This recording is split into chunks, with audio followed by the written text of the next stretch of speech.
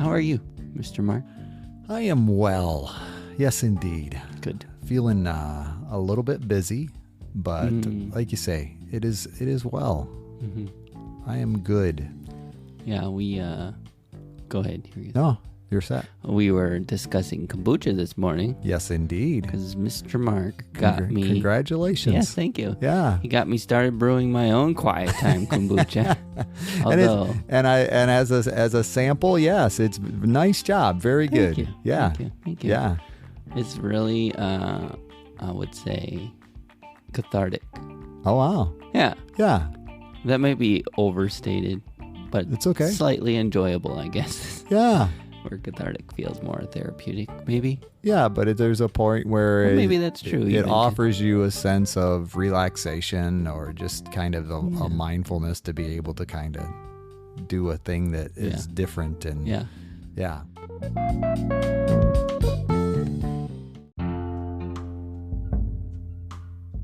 Welcome to How I See It with me, Mark Pratt, and Justin Sternberg. This is a podcast that works to counter cultural polarization through thoughtful conversations. And I've started, so this is my second week of bottling. So, it's, oh, cool. yeah. So I've been doing the flavors Mark suggested.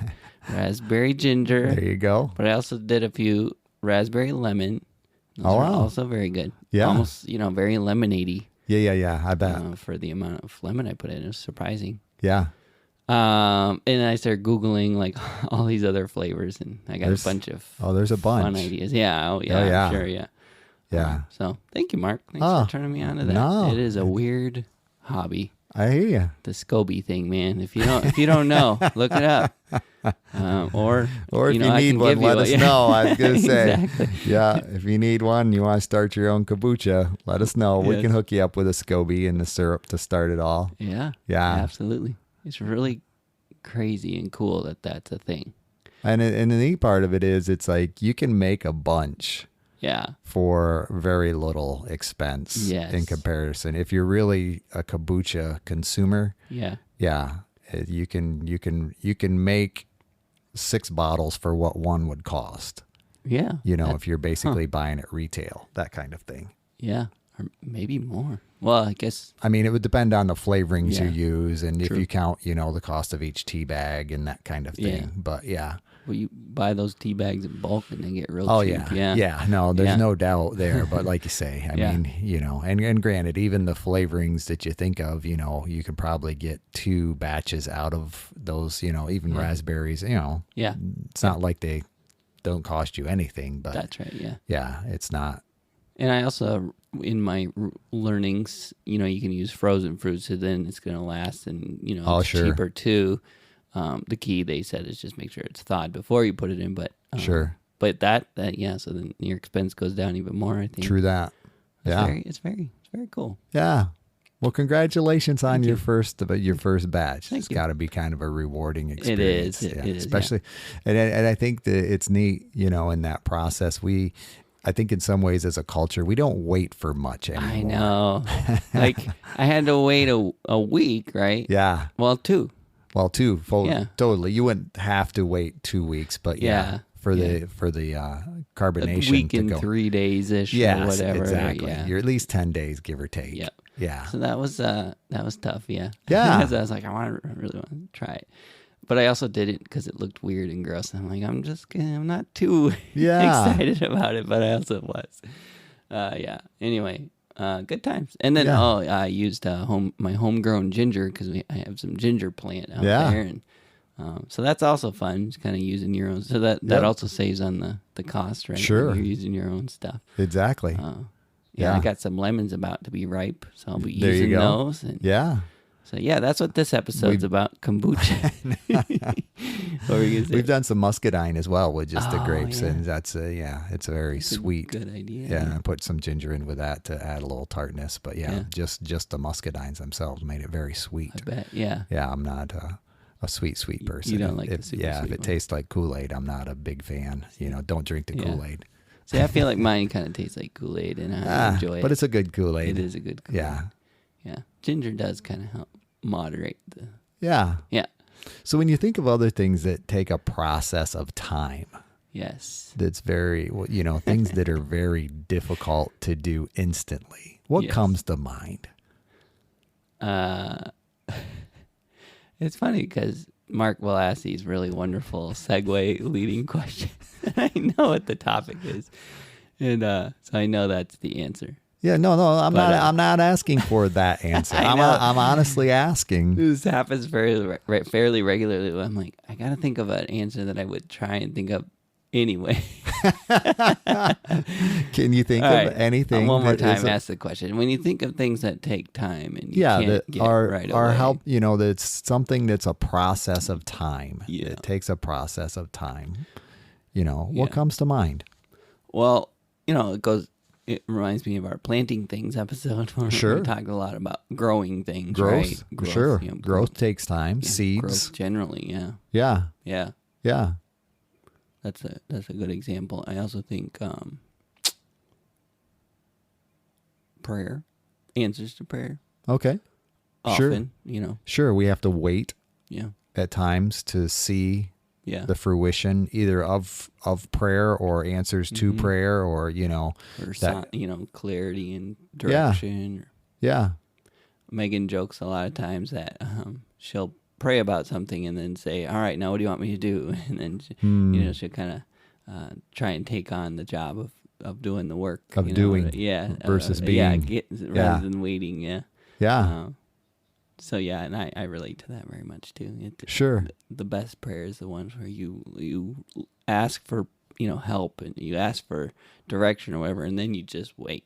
That No, I hear I you. find in my life those are the best, but they're also much Difficult. harder. Difficult, than sure. Just going, Sure. all right, I think I have the game plan, God. Thanks. Exactly. Yeah. I think parenting is a matter of time. Yeah. You Yeah. know, it's like, yeah. Yeah, it's kind of like an investment, right? Yeah, in some ways, I mean, of course, you can become a parent. Not that you become a parent.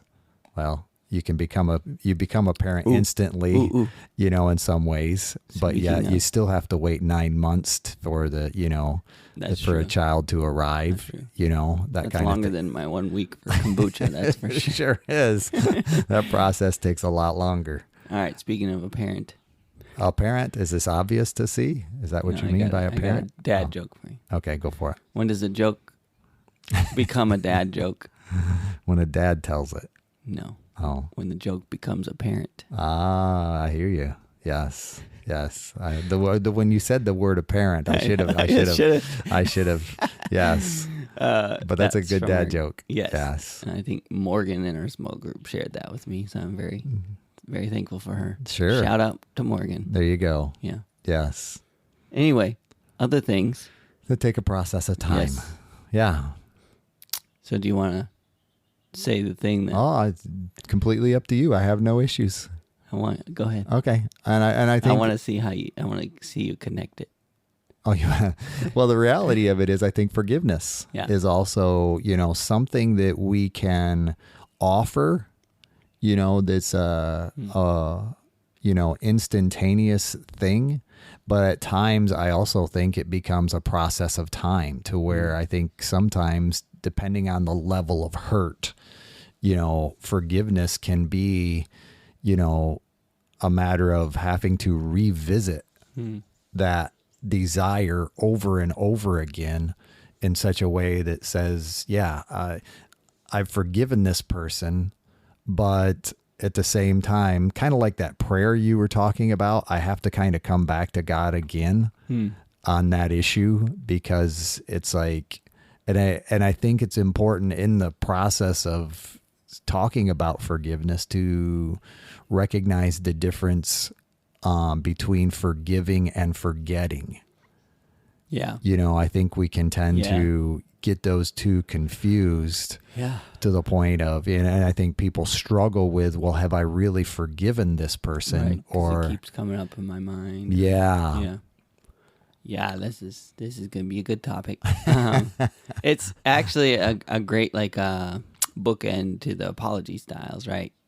Oh, sure. We were trying to figure out if we did this topic before. We tend to look through our list before we commit to a topic, because at this point, 80-some in, it's like, we could have part 2 and not know it, right? But, right. But yeah, we hadn't done forgiveness. But as you were just talking, I was like, oh, right. We talked about apology, though, Sure. which is not the same. That's, again, it's like the bookend, right? So this will be, I would encourage you to listen to that one, because I think this will bookend that one pretty nicely. But yeah, I think too, forgiveness sometimes can take time on the receiving end, which kind of goes into the apology Sure. styles Sure. thing, where your version of forgiveness, you might expect a type of response, immediately. Sure. That you might not get, depending on how someone apologizes or whatever. I don't know. Yeah. Yeah. I don't know. And I think, the ability to forgive, isn't necessarily, I think sometimes we can get it confused when forgiveness isn't necessarily reciprocal. Yeah. I ask you to forgive me, and yet just because I'm in that space, I'm in that awareness that I need to ask for your forgiveness, that doesn't mean you're in the same space of offering that at the moment. Yeah. And that can be a difficult dynamic. I think forgiveness is something like most things that we talk about, or just most things, that takes practice to get good at, right? And if you tend to resist forgiveness, or tend to stick to the kind of the resentment side of things or whatever, holding a grudge, right? And Sure. maybe you're starting to transition to, I want to be more forgiving or whatever. You might have some expectations about what forgiveness looks like. Sure. And I think what you just described was probably one where you would assume, well, if I'm going to stoop this low, and I'm going to forgive, and I'm going to go there. Yeah. And I better darn receive it back. They better forgive me for my stuff. Or what do you hear there? Pride. Yeah. And I think, go ahead. That's the antithesis, right? Of Sure. forgiveness, I would say. Go ahead. No, that's exactly what, because I think, so often that desire, or the willingness, if you will, to humble ourselves to the point of asking for forgiveness is, like you say, the antidote, if you will, to pride. Yeah. Because it's like, we can easily say, well, I was justified, or we can, we can talk about the things that you did that quote unquote made me do that type thing, and that's where I was definitely thinking about it from that aspect of, what does forgiveness look like, and how do we do it well? Well, I recently heard a teaching on this by our good friend Karen, and she said, and I agree, that forgiveness, the enemy to forgiveness is pride, whether you're trying to give forgiveness or request it, right? Sure.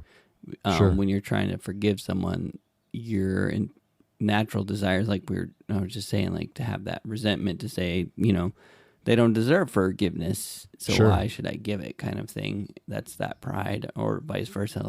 Well, it's their fault too. Why should I apologize? That kind of thing. And I think it's the enemy of forgiveness in both directions. Pride is. But yes. Yeah. Yeah.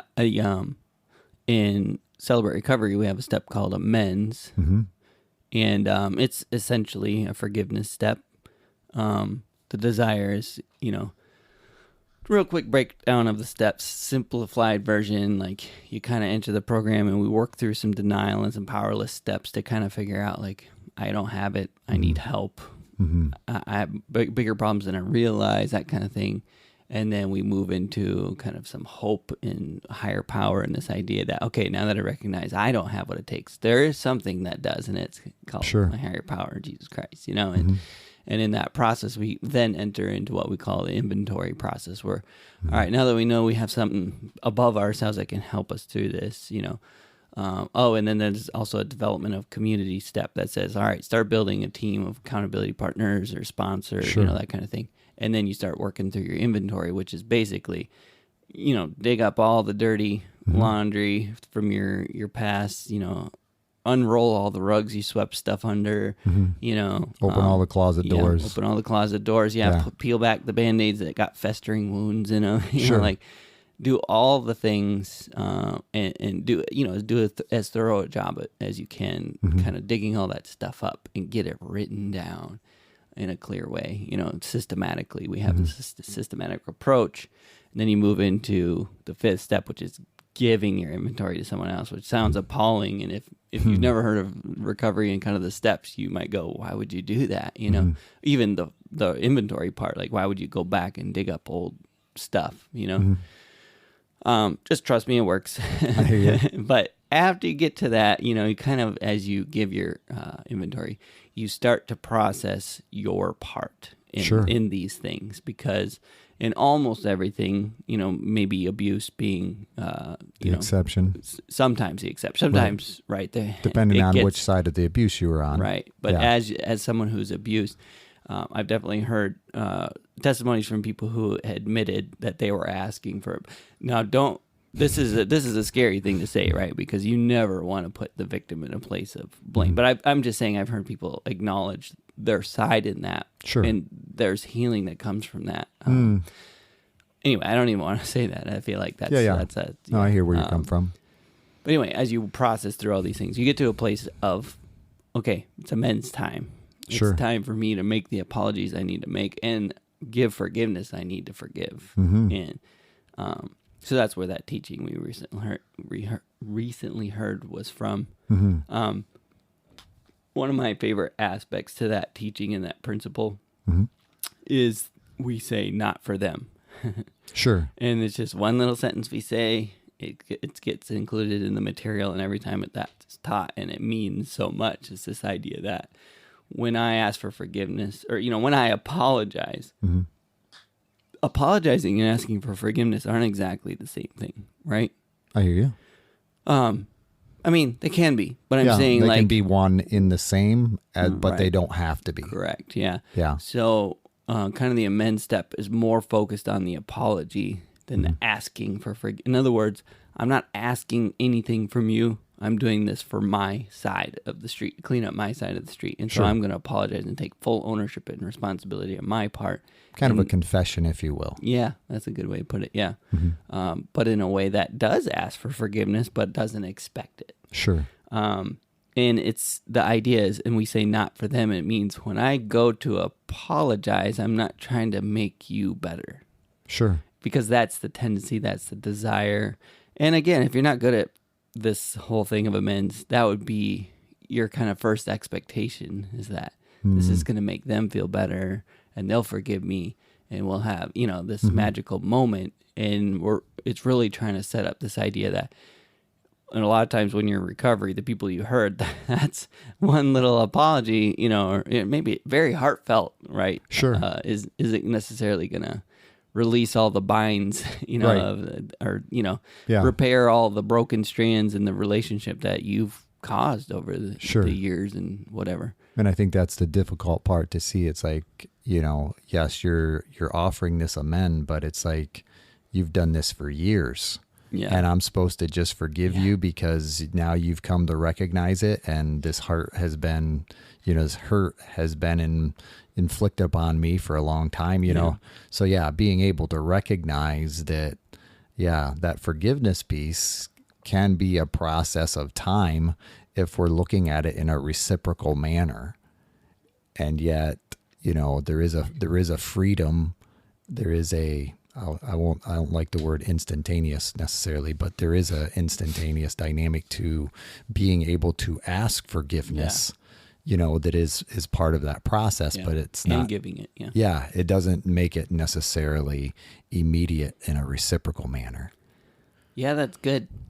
I like what you're saying, because there's two benefits. There's the short term and the long term. Because in most cases, but you know, again, the material and the process would explain to you sometimes you won't get the short term, and so you shouldn't expect that. That's kind of what the not for them is. Right. But there's still, if you're doing it for the right reasons, a certain release that can happen in your own integrity. No doubt. I'm making this thing right, and this is where it starts. You know? Yeah. But long term this is where it starts, right? Yeah. Especially if it's someone that's actively in your life. There might be amends you make to someone that's kind of an impassing type of person, and it's a one and done deal, and they're like, okay, all right, I hear you, no problem, dude. Yeah. You know, and they're like, it doesn't matter to them, but it mattered to you, and that's why you do it. You know, Right. But for most people, it's a short term. All right, I started the journey. You know, Sure. with the process. But yeah, like you said at the very beginning, time. Yeah. Because like you said, they're thinking about all the times that we messed up and all the ways, and so it's going to take time to prove that's not the person I am anymore. Sure. And that's true of all forgiveness and all, you know, asking for forgiveness, whether you're in recovery or not. Like, it doesn't mean a whole lot if your intention is not to change, Sure. right? Yeah. In fact, it And can I think actually people set the need to relationship see backwards. that. Yeah. I think that is a part of forgiveness. You know, that there is also this aspect of turning away from that action that I had before. You know, that's another step in the process, is that turning, you know, that says, okay, yeah, you can see that my desire to be forgiven is heartfelt because I'm really making a conscious effort not to interact in that way anymore. Yeah. Not that I might not have to ask forgiveness again when I slip, or if I slip, I should say. But at the same time, you can see that there's a sincerity that says, yeah, I'm really working to create a change here. And I'm recognizing, and I think there again, that becomes part of humility, that ability to say, okay, yep, I did that thing again, and I realize it has an impact on you.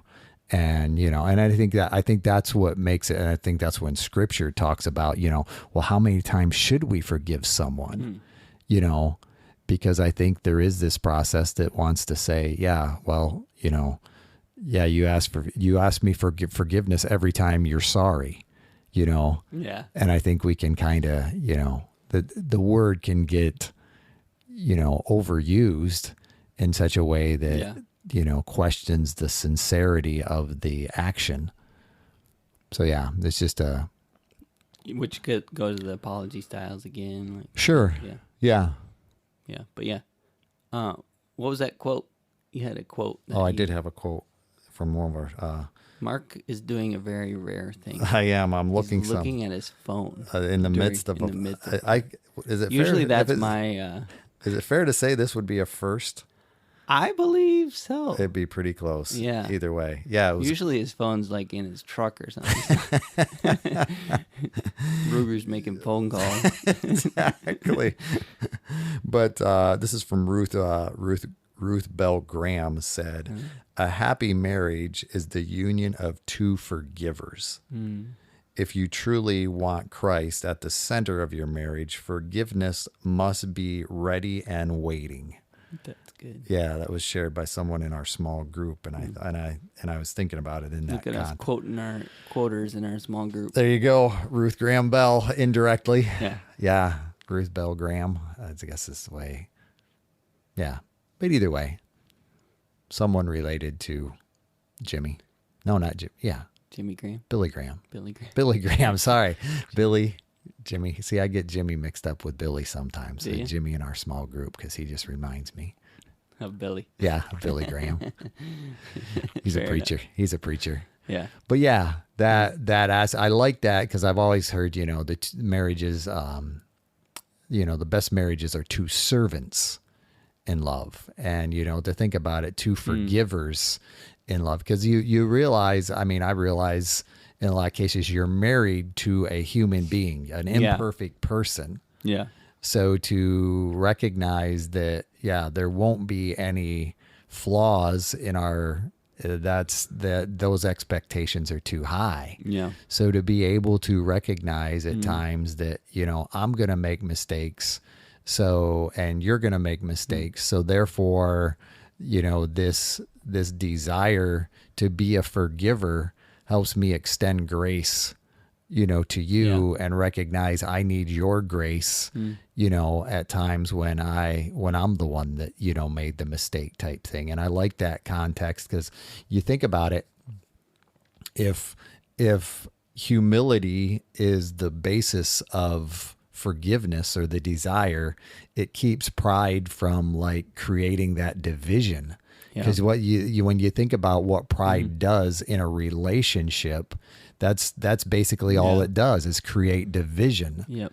And I think about that in that context, that Satan's desire is to divide and conquer type thing, and I think pride is that one of those tools that he can use to create that division. And, and therefore, because I think, I think we can tend to think about forgiveness as something like, in a relationship at times, we can think about, well, I'm sorry I didn't, I spattered toothpaste on the mirror, but in reality, there's a lot of deeper things that are far more difficult to forgive when we think of, infidelity or, just those deeper things of the heart.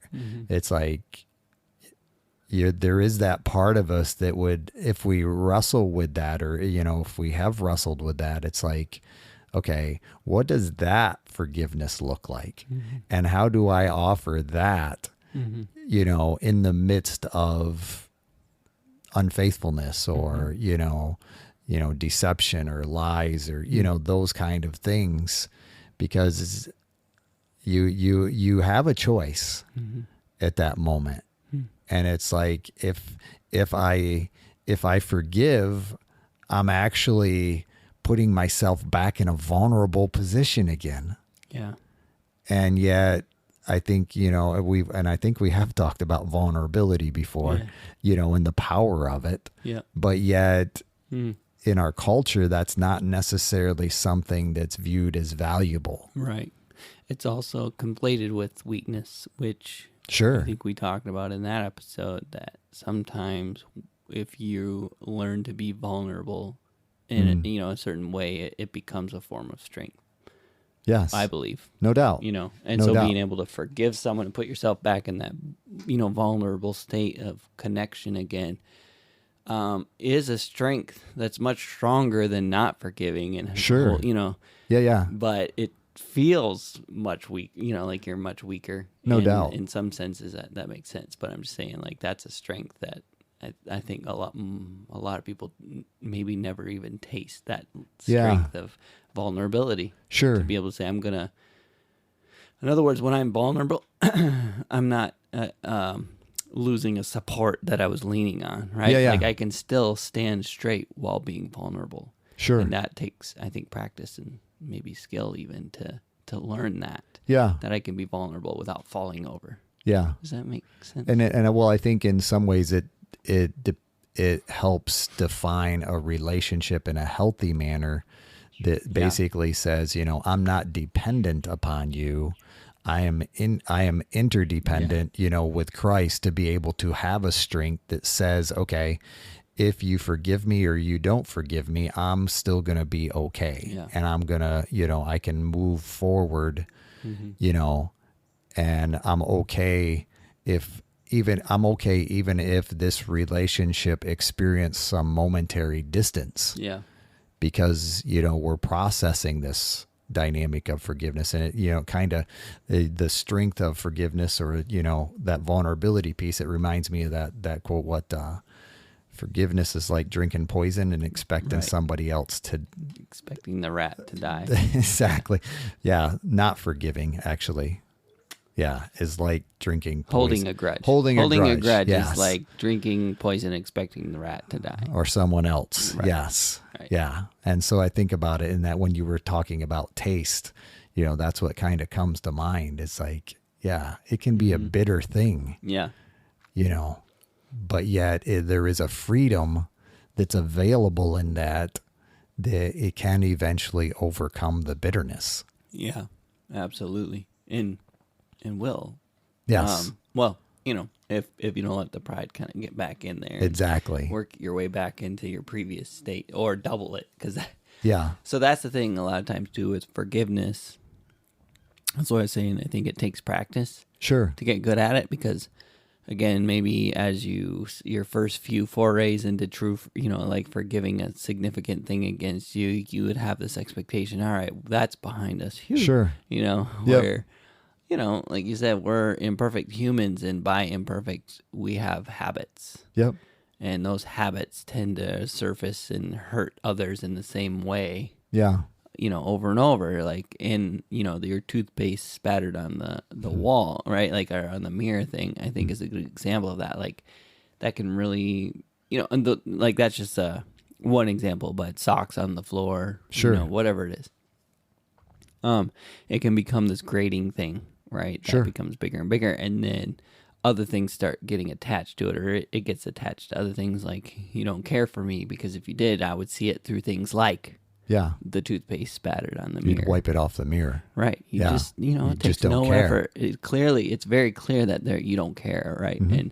And so now I know, and that's why you did this other thing too, is because you don't care, right? And it starts to build and grow and fester, and then we might come to Jesus moment where we say, I'm going to forgive him with my good heart, and we go forgive him or her and say, I forgive you for that, and I know you're just human and all whatever. And again, if you're unpracticed, there likely will be this expectation that we've gained new ground. That's only true on the forgiver side if you mean it, right? Like, sure. There's not like, again, not for them, there shouldn't be an expectation that person then is going to go, man, I'm so thankful that they're willing to forgive me for that, and I'm really going to change my ways here and start wiping the toothpaste off the mirror or whatever. That's very unlikely with the first forgiveness session, right? Like, you're probably going to find it. Maybe it'll be clean for a week or two. Yeah, and I think I recognize, or I it's interesting as you think about that, because quite often when I'm working with couples, I'll address that, that process of, okay, yeah, there's been this offense, whether it's pornography or, this kind of thing. And there's this aspect where I kind of, it's almost like a gauge for me that basically kind of says, like the skill level assessment. It's kind of, but I'm actually gauging the willingness of the individual to forgive. It's like, okay, and I'm recognizing that we don't want this to happen again, but what if it does?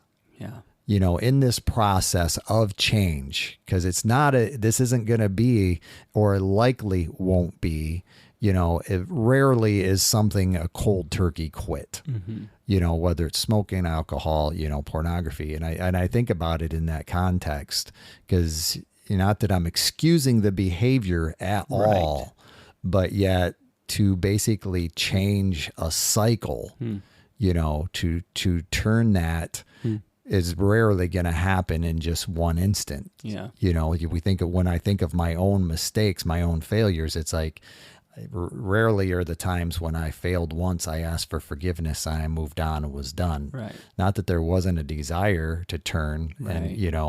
And I think it's interesting too, because there's another dynamic that I've seen, in relationship, especially where, like infidelity or, it's very, where infidelity is involved, I think it's very important to be able to be mindful of who I tell about that, because it's interesting, even with divorce and things like that. I've seen where the two individuals, who experience, husband and wife, who get divorced, their ability to forgive one another is far greater than their family's ability to forgive the ex-spouse. Yeah. That my siblings, would have a much harder time, forgiving my ex-spouse. And I think that's something that, it's always been fascinating to me, how when someone hurts someone who is close to us, how difficult that process is to forgive when Yeah. when you think about, Makes sense. Yeah. Right. someone who hurts your kids or someone who Yeah. hurts, Yeah. it's just there's a deeper level there Yeah. that, it's just, it's fascinating and powerful at the same time. Yeah. Wow. That's a Yeah. Good thought. And it's not like, it's sometimes we just don't recognize that how far those things go, Right. the consequences of sin, if you will, Yeah. we don't recognize how many people are impacted. And so, Yeah. Yeah. There's, it makes me think of, again, as part of my process of recovery and things that I've learned that one of the things I need to continually process is resentment. And it's just something I've learned, it's a weakness of mine and I can see it almost in a familial way of like being passed down in a sense, and various other family members where there's a kind of a trait, a tendency towards resentment and like just really, I would say being hurt by things more than it should be, right? Like that's kind of how I would define the resentment. Sure. So for me, it's about the way I get back to a normal level of understanding of how that situation is processing it with someone else, which I've learned over the years of recovery or whatever, that it has to be a very safe environment, very safe relationship where there's an understanding between us that this is never, ever meant for you to be on my side. I got you. Yeah. I have no desire for that at all. What I need is someone to push back on me and say, have you considered this? And have you, that kind of thing. Because kind of like what you're saying, like there's a danger there in sharing our hurts and our resentments with someone else, and then them carrying that burden, and then me going, okay, now my burden's lighter, I can move on with my life, but now they're carrying it, right? It's like, now I can forgive my spouse because I told all my siblings, and I feel better, and I'm ready to move on. And they're all left holding this baggage, saying, kind of poisoned the well type thing, as you would prefer to. Yeah. I was thinking about that in the context of, as you mentioned, and here again, I'm curious on your perspective, because you bring it up from that transgenerational dynamic of, resentment being handed down. How would you say that has affected your ability to forgive, extend forgiveness? In other words, do you see that? I mean, I'm not looking for an obvious answer. I'm looking for the, how has that? Well, I mean, without working on it, it makes it way harder to forgive. Is that what you're at? Well, that's I guess that would be my thought. I mean, I guess I'm just saying that's not something that I wrestle with. Not that I don't have plenty of other things that I do wrestle with, but resentment isn't necessarily one of those things. I find myself on that side. I'm jealous. Well, I also like struggle with jealousy. So.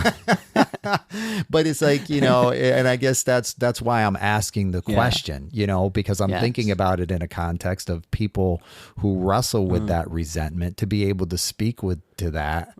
I mean, I could certainly speak to it. Yeah.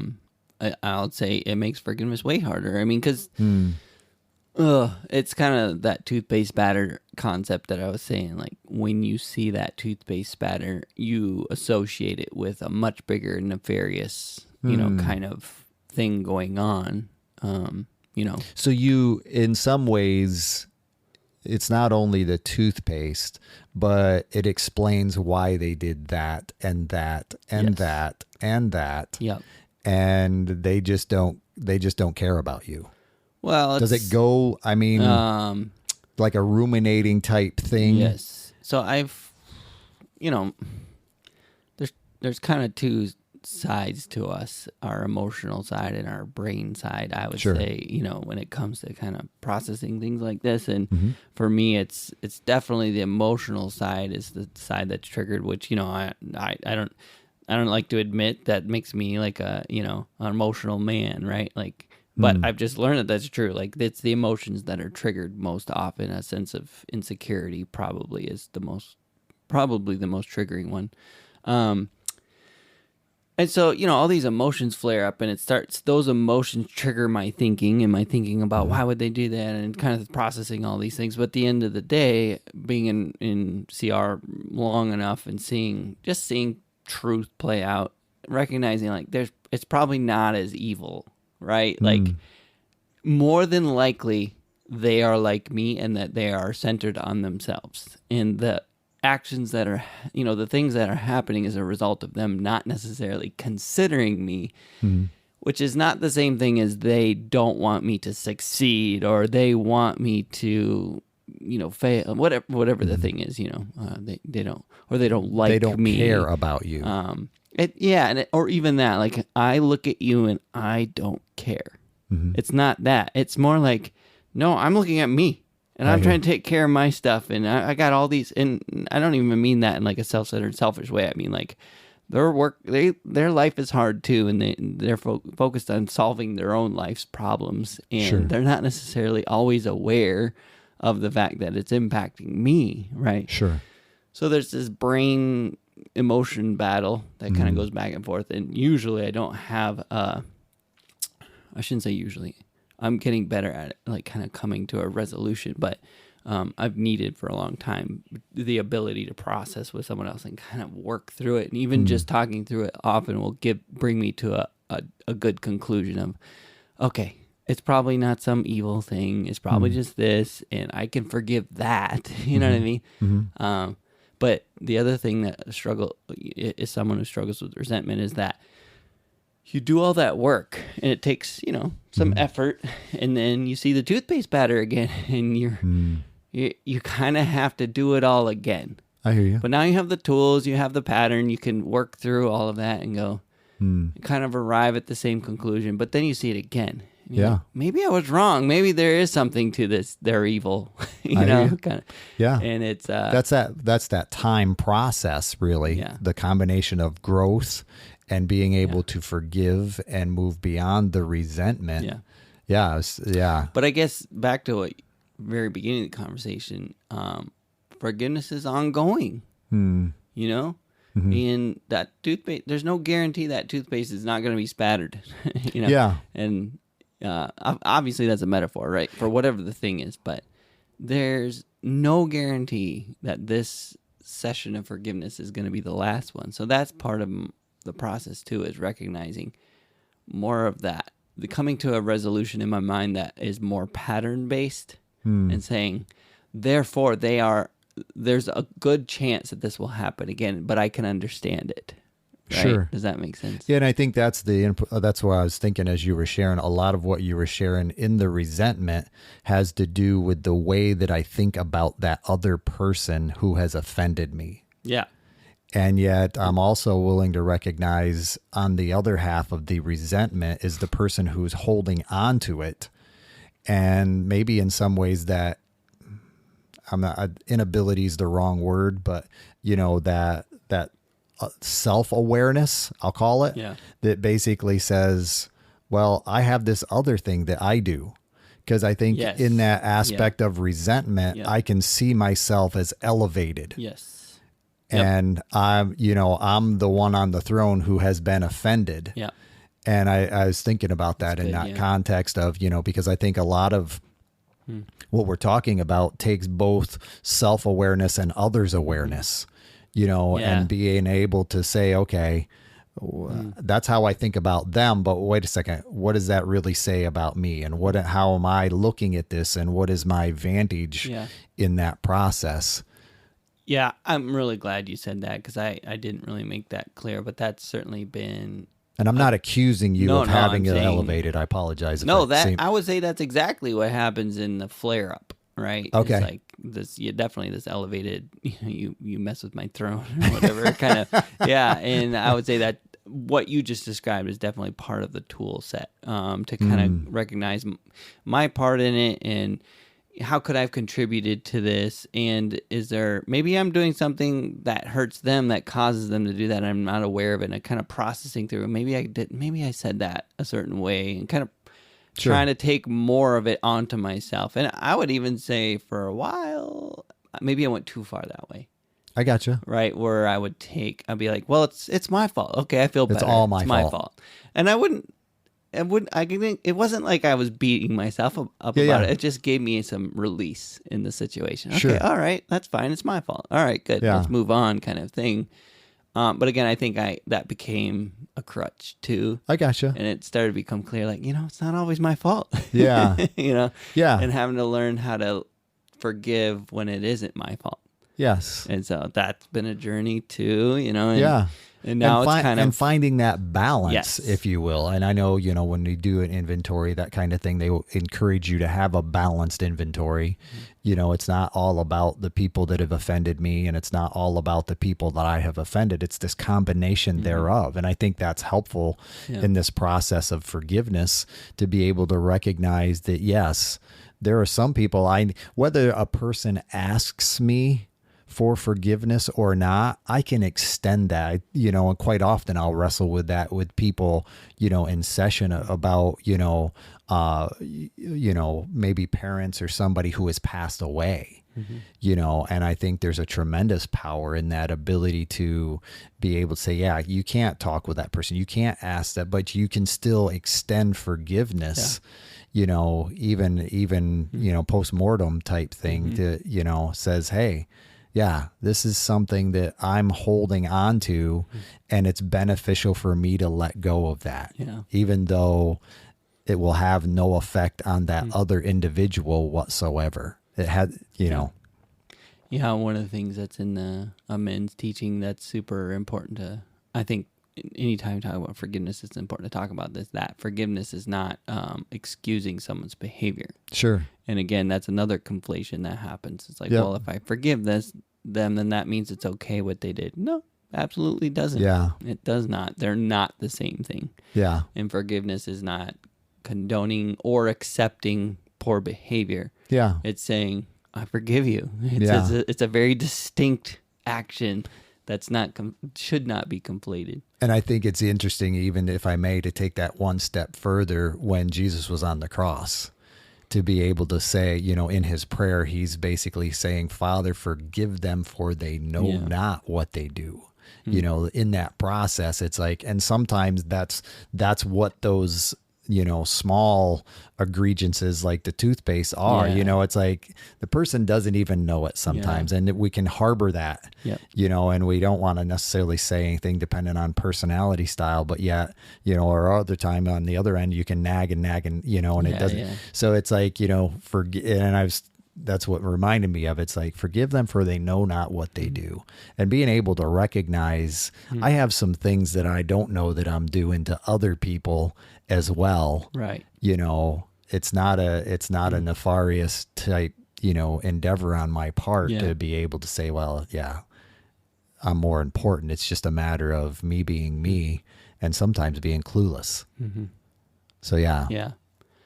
Yeah. And there's so many directions to go with this. I think about newlyweds too. And I think, going back to what we were saying earlier, the hard thing there becomes these patterns start to become apparent. And again, depending on, everyone grew up in different family situations. So when you join together, you come in with that baggage and those expectations of this is how families do family, right? Right.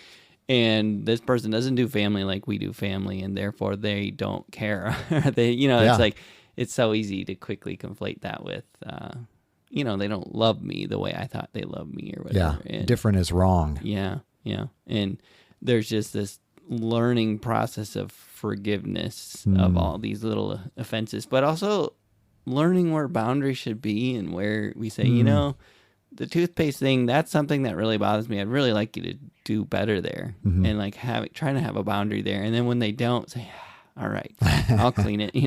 I don't know. It's like, this hard balance to figure out what battles are worth fighting. And when I want to say, newlyweds, I think it can be difficult because it feels like every battle is worth fighting, because every battle represents winning or losing the war almost. Sure. Right? Like, well, you think about you that do with it like that. How can we be married if you do it like that? Yeah. Yeah. Parenting is. Or, you got to pick your battles Yeah. to that degree. And like you're saying, and, early marriage, newlyweds, it's like everything can seem like an offense. Yeah. And being able to recognize, no, that's not the case. It's just, two people who grew up differently. Yeah. And I think that's, coming back again to that quote, two forgivers in marriage, two servants. It's like, okay, yep. Yeah. One servant can say, I hear you in that process and you're valuable to me. And yes, I can do something about that. That's a wicked difference between, what's the big deal? For crying out loud, get over it. Yeah. And I think, that's that pride, humility, difference personified, if you will, to a certain degree, in a simplified version, of course, but yeah. And, how do we go through a whole thing about forgiveness and not talk about Jesus' quote about how many times did I forgive? Did we?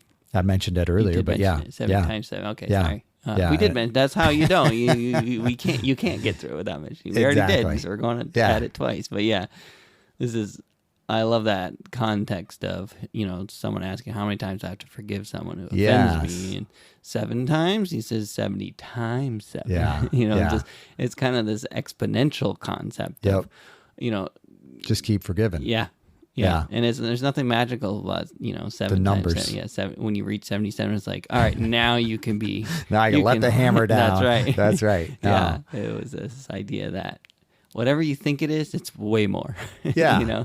So get used to just doing it and stop counting, basically. And being able to recognize that, it's not ignoring the offense. Yeah. It's still being able to have the choice that I don't hold on to that resentment that builds while I'm keeping track. And I think, there is a definite freedom in that ability to be able to say, okay, yep. Yeah. And I'm not saying it's as nonchalant, as, okay, yeah, I forgive you, because some, events, that's where the time comes in, because it's like, okay, but you don't recognize this has happened before, this has happened, and to, and I guess that's the beauty of the life Jesus lived. It's like he always forgave in the process of an additional offense. Yeah. This more and more. And, it's like, that's a real heart dynamic, because he recognizes the freedom that comes with that. Because if anybody could have held a grudge, it would be Jesus in that process of perfection. It's like, but he didn't. And that's a nugget. Oh, you just lost your nugget. Your nugget fell out of your pocket. I could see it. You had something you were ready to say, and I went 3 seconds too long. And now you're gonna have to go like another 18 seconds. I hear you. It was about Jesus in the process of being able to forgive, even though he was perfect. He still forgave, and freedom that comes from forgiveness for the individual that's willing. Too much pressure. I'm not gonna be able to do it. Okay, it'll come back. That's all right. Although I was gonna say, well, maybe not in this program, but. No, it was good. I'm sure it was. I'm sure it was. Yes. That's why I was. Oh. Nice job. Woo. He found it. It felt good enough that I was like, I don't know if I want to end without saying it. I okay. can't remember. All right. So say it now. the key to forgiveness from Jesus' perspective is having a view on, how much we've been forgiven. Oh, sure. Right. And so I can't really imagine how much more difficult it is to be a forgiving person if you really have this view of being on the pedestal or the throne or like, I'm the one human being in this world who doesn't do all the bad things, You think about driving and so on. Everyone else is a stupid driver, right? Sure. And that's a funny thing, but like we kind of do that. Like every person in our lives, we kind of think, I'm the pinnacle of integrity, and everyone else is kind of, although you might have a few bright lights in the distance of people you look at and think, well, they're probably better than me. But like, I don't know. We kind of have this idea of I need to be forgiven less because the reasons I do things are obvious. and I have these wounds. My intentions are good. Yeah, exactly. You're able to justify it. You're able to give yourself plenty of forgiveness. Funny, depending on what you did. Now, there are some people who struggle with forgiveness for themselves for various, I'm not going to go there, but that's certainly a thing. But what Jesus would speak about was, he gave this parable of this servant who went to this, the guy who borrowed money from, right? And he said, I'm sorry, I don't have the money. And the guy was pretty upset. He said, well, I'm going to throw you in jail or whatever. And he said, please, forgive me. And, I'll make it right or whatever. And he said, you know what? I am going to forgive you, and you don't have to make it right. I forgive you 100%. You don't owe me. We're good. And they moved on with their life. Well, a little bit later, that same servant was forgiven that debt, and it was a large, large debt, like a life debt type of thing.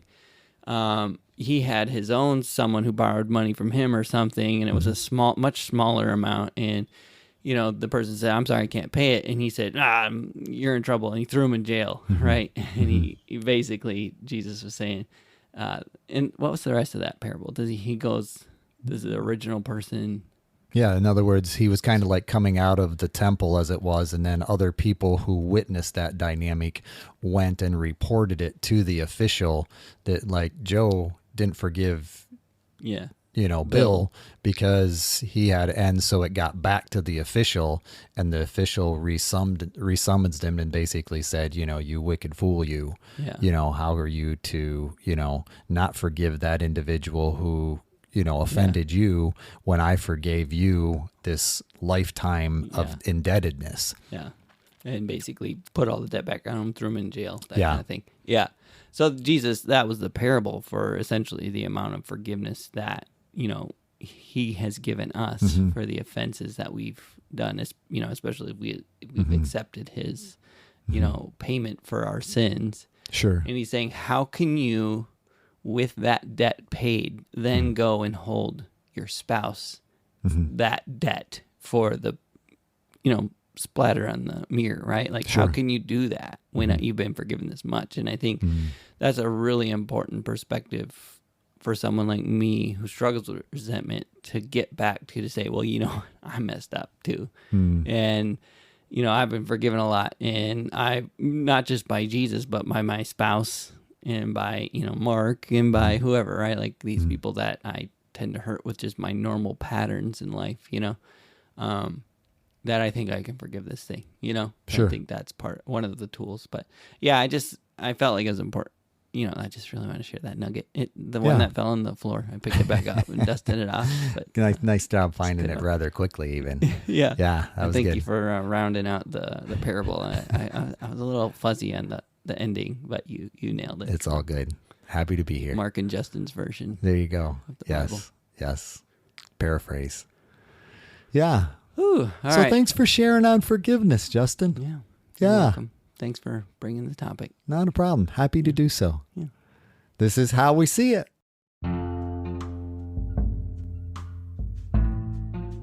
Hey, thank you for listening to our podcast. If you like How I See It, please do all the things that podcasts tell you to do. Subscribe, rate, review, follow us, and or talk nicely about us on social media. If you want to reach out, the email is us@howiseeit.click. Yep, I said .click, as in .click. Please tell your friends about this show, and we'll see you on the next one.